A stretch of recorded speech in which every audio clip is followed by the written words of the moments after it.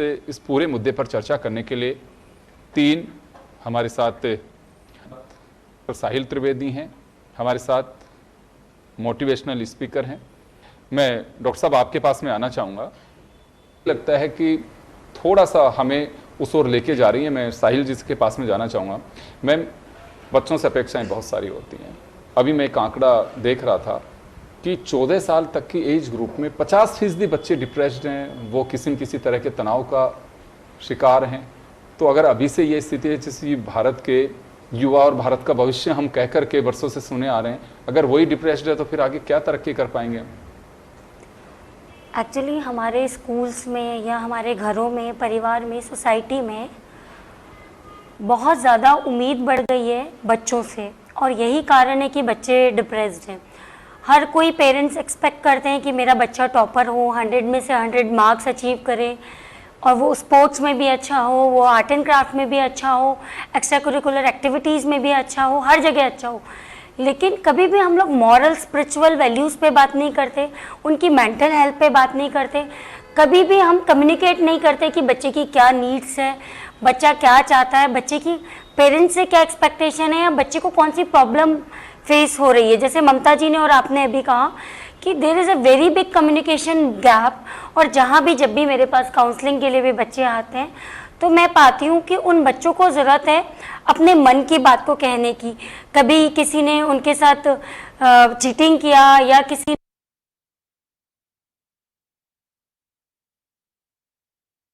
A lot of people do ask me this question. साहिल जी। जी हाँ जी। जो मेरा सवाल है, हाँ जी। साहिल जी, मैं आपसे सवाल कर रहा हूँ, वक्त के साथ में चीज़ों को बदलना होगा, नज़रिया बदलना होगा, या हमें एक ही ट्रैक पकड़ के चलना होगा? देखिए, जैसे अगर अभी हमारे देश में इंडो वेस्टर्न कल्चर आ गया है, तो हमें समय के साथ नज़रिया बदलना पड़ेगा। जैसे अभी 3 बच्चे आते हैं, पेरेंट्स और उनके बीच में जनरेशन का गैप बहुत ज़्यादा है। वो जनरेशन गैप हम लोगों ने भी, ममता जी, फेस किया था कि उन पेरेंट्स की और हमारी सोच में थोड़ा सा फ़र्क था। लेकिन अभी के जो यूथ है और आज के पेरेंट्स हैं, उनमें जनरेशन गैप बहुत ज़्यादा आ गया है। जो काउंसलिंग के लिए यूथ आता है, टीन आता है, तो उनको ये प्रॉब्लम होती है कि उनके पेरेंट्स उनको सुनते नहीं हैं, समझते नहीं हैं। और जब भी आपका बच्चा या आपका यूथ या हमारे देश का भविष्य, चाहे वो बच्चा 5 साल का हो या वो बच्चा 15 साल का हो या 21 साल का, जब तक हम उसे नहीं सुनेंगे, बाहर का कोई व्यक्ति उसे सुनेगा। और जब बाहर का व्यक्ति उसे सुनेगा, ज़रूरी नहीं है कि वो उसे सही सलाह दे एक समाज का अच्छा नागरिक बनने की। ज़रूरी नहीं है कि वो एक सही व्यक्ति के संपर्क में आए। जैसे कि करेला कड़वा होता है लेकिन हमारे शरीर के लिए बहुत लाभदायक होता है, लेकिन चीनी मीठी होती है, लेकिन जितनी ज़्यादा हम खाएंगे वो ज़्यादा नुकसानदायक होती है।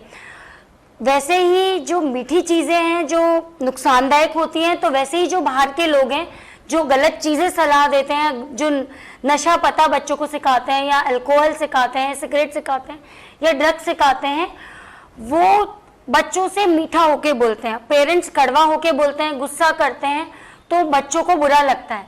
ज़रूरी है हम इस जनरेशन गैप को ख़त्म करके 1-on-1 ओपन कम्युनिकेशन करें। पेरेंट्स डेली अपने बच्चों के साथ टाइम स्पेंड करने की कोशिश करें।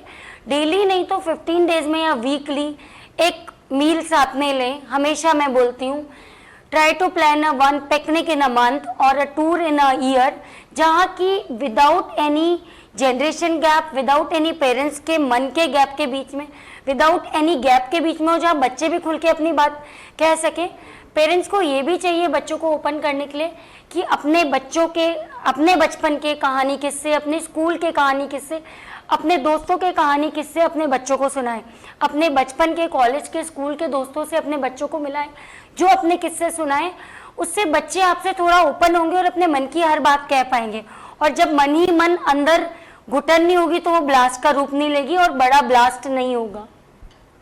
बिल्कुल आप सही कह रहे हैं कि मैंने वही कहा कि एक डायलॉग का अभाव जो हमारे यहाँ पे हो रहा है वो बदस्तूर जारी रहना चाहिए।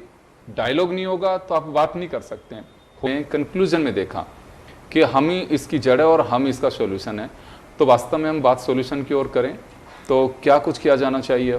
सर देखिए, 2 तरह के रीज़न्स होते हैं। एक तो सोशल रीज़न्स होता है कि समाज को हम फेस नहीं कर पाते। दूसरा हमारा हार्मोनल चेंजेस, हर एज ग्रुप में हार्मोनल चेंजेस होते हैं, हार्मोन्स इम्बैलेंस होते हैं, तो हमें अपने हार्मोन्स को भी सेटिस्फाई करने की ज़रूरत होती है और उनको सेटिस्फाई करने के अलग अलग तरीके होते हैं।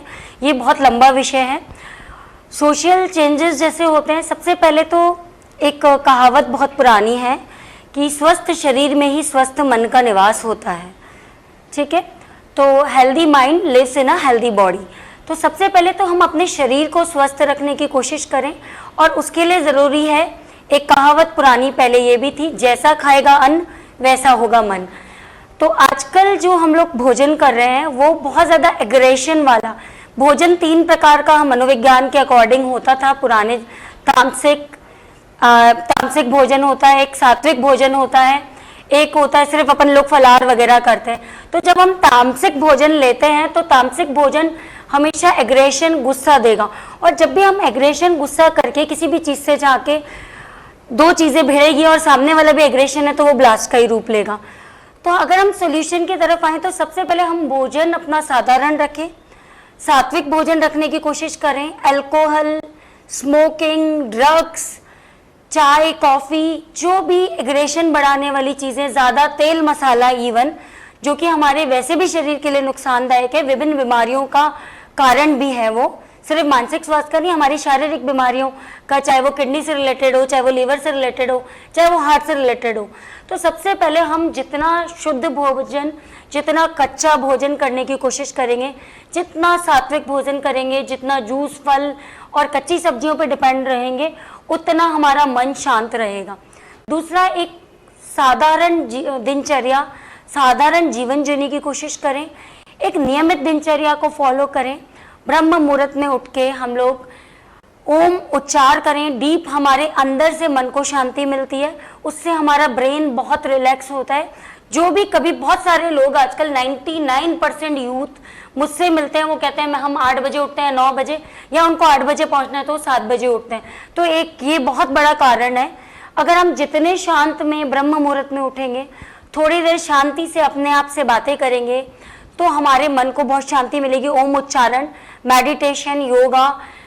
अगर आप सुबह जल्दी उठते हैं 3:30, 4 बजे, 4:15 बजे, आप अगर पेड़ पौधों के बीच में, किसी पार्क में, गार्डन में निकलते हैं, तो प्रकृति आपसे खुद बातें करती है। पेड़ पौधे, पत्ते, हवा, आसमान, हर चीज़ बात करता है और आपके हर सवाल का जवाब भी वो देते हैं, प्रकृति जवाब देती है। तो सबसे पहले ब्रह्म मुहूर्त में उठना शुरू करें। दूसरा, एक नियमित दिनचर्या को फॉलो करें, अपना वेट बैलेंस रखें। कुछ लोग क्या करते हैं, वेट को, कई बार गए जिम, हम लोग 6 महीने गए, फिर वेट कम हो गया, फिर वापस जिम छोड़ दिया हमने, फिर वापस हमारा उससे और ज़्यादा बढ़ गया। तो अपना फिजिकल वेट भी बैलेंस रखने की कोशिश करें। जब शरीर स्वस्थ रहेगा तो हमारा मन अपने आप स्वस्थ रहेगा। तीसरा, किसी भी चीज़ को बहुत ज़्यादा सोचे नहीं। हमारे जीवन की समस्याओं को दिन के बाद रात की तरह, जैसे अपन रोड पे चलते हैं, स्पीड ब्रेकर्स भी आते हैं, तो गड्ढे भी आते हैं, तो स्मूथ रोड भी आती है। तो ये सोचें कि हमारे जीवन की जितनी भी समस्याएं हैं वो गड्ढे या स्पीड ब्रेकर्स की तरह हैं, या अमावस जैसे आती है पूनम के बाद, तो अमावस की तरह है। तो अंधेरी रात पे, या हम लोग रात को बैठ के दुख नहीं मनाते कि रात आ गई तो अब हम उसको सो के शांत रह के काटते हैं। वैसे ही जीवन की समस्याओं को भी शांत रह के काटें। दुनिया में ऐसा कोई व्यक्ति नहीं है जिसके जीवन में समस्याएं नहीं हो, चाहे वो कितना भी पूंजीपति हो। इवन अगर हम अपने पास को पढ़ें और शास्त्रों को पढ़ें तो ईश्वर के जीवन में भी समस्याएं आई है, और समस्याओं का सामना हम सभी को करना पड़ता है। तो शांत रहें, नियमित दिनचर्या का पालन करें, योगा मेडिटेशन करें, ब्रह्म मुहूर्त में उठें और एक सात्विक भोजन करने की कोशिश करें। कोई भी गलत शौक ना पालें, जैसे कि अल्कोहल हो गया, ड्रग्स हो गया, स्मोकिंग हो गया, जो कि आजकल यूथ में बहुत कॉमन हो चुका है। वो छोड़ना भी चाहते हैं तो एक बार एडिक्शन होने के बाद छोड़ नहीं पाते हैं। चलिए, बिल्कुल। और मुझे लगता है कि समय कम है, लेकिन बड़ी सार्थक चर्चा है और जरूरी है ये। एटलीस्ट जो प्लेटफॉर्म पे जहाँ पे भी बात हो सके वो करनी चाहिए, खुल के बात करनी चाहिए, इसमें कोई संदेह नहीं है। एक चीज़ के पीछे आप मत दौड़िए। और सबसे बड़ी बात, आपको जब मालूम है कि मेरे डायबिटीज हो रही है, मैं मीठा खाऊंगा तो डायबिटीज का रूप और विकराल होगा।